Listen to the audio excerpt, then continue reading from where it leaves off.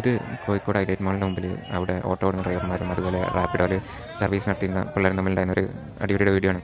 ഈ വീഡിയോൻ്റെ ക്യാപ്ഷനായിട്ട് പറഞ്ഞത് റാപ്പിഡോ ഓഡിയോയുമായിട്ട് ബന്ധപ്പെട്ട് തുടങ്ങിയ തർക്കം എന്നാണ്.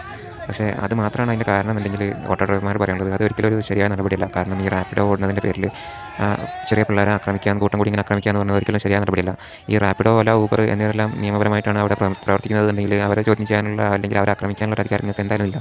പിന്നെ അവരെ പോലുള്ള ഓൺലൈൻ ടാക്സി അങ്ങനത്തെ ആൾക്കാർ വരുമ്പോൾ നിങ്ങൾക്ക് എന്തെങ്കിലും ബുദ്ധിമുട്ടുണ്ടെങ്കിൽ ആ ബുദ്ധിമുട്ടുകൾ പരിഹരിച്ചുകൊണ്ട് മുമ്പോട്ട് പോകാനുള്ള വഴികൾ അധികൃതരുമായി ചർച്ച ചെയ്ത് കണ്ടെത്തുക എന്നുള്ളതാണ് ഒരു പോംവഴി. അല്ലാതെ അതിലോടുന്ന പാവം പിള്ളേരെ രണ്ടറ്റം കൂട്ടുമുറ്റിക്കാൻ അല്ലെങ്കിൽ പൈസ ഉണ്ടാക്കാൻ വേണ്ടിയിട്ട് ഓടുന്ന പിള്ളേരെ ഇതുപോലെ ആക്രമിക്കുന്നത് ഒട്ടും ശരിയല്ല. കാരണം ഈ ചെറിയ പിള്ളേരെ, പിന്നെ ഈ കോഴിക്കോട് പോലൊരു ദിവസവും അനുദിനം വളരെ വേഗത്തിൽ അതിവേഗം വളർന്നുകൊണ്ടിരിക്കുന്ന സിറ്റിയിൽ ഇതൊന്നും ഇല്ലാണ്ട് അധികകാലം മുന്നോട്ട് പോകാൻ പറ്റില്ല. ഇതല്ലെങ്കിൽ ഇന്നല്ലെങ്കിൽ നാളെ എന്തായാലും തീർച്ചയായിട്ടും അതൊക്കെ വരും. എന്തായാലും അതെല്ലാം അത്യാവശ്യമായിട്ടുള്ള സാധനങ്ങളാണ്, എല്ലാവർക്കും വേണ്ടതാണ്. അപ്പം അതിലോടുന്നവരെ ആക്രമിക്കാണ്ട് അതിന് പകരം നിങ്ങൾക്ക് അങ്ങനെയുള്ള ആൾക്കാർ മാർക്കറ്റിലേക്ക് കടന്നു വരുമ്പോൾ എന്തൊക്കെയാണ് നിങ്ങൾക്ക് ഉണ്ടാകുന്ന ബുദ്ധിമുട്ടുകൾ, ആ ബുദ്ധിമുട്ടുകൾ അധികൃതരുമായിട്ട് ചർച്ച ചെയ്തിട്ട് പരിഹാരം കണ്ടെത്തി മുന്നോട്ട് പോകുക. അല്ലാണ്ട് കോഴിക്കോട്ടെ ഓട്ടോ ഡ്രൈവർമാരെന്നെല്ലാം പറഞ്ഞാൽ വളരെയധികം നല്ല പേര് കേട്ട, നല്ല സ്വഭാവത്തിന് പേര് കേട്ട ആൾക്കാരാണ്. അപ്പം അതൊരു ചീത്ത പേരാക്കാണ്ട് മുന്നോട്ട് പോകാം. Okay, thank you.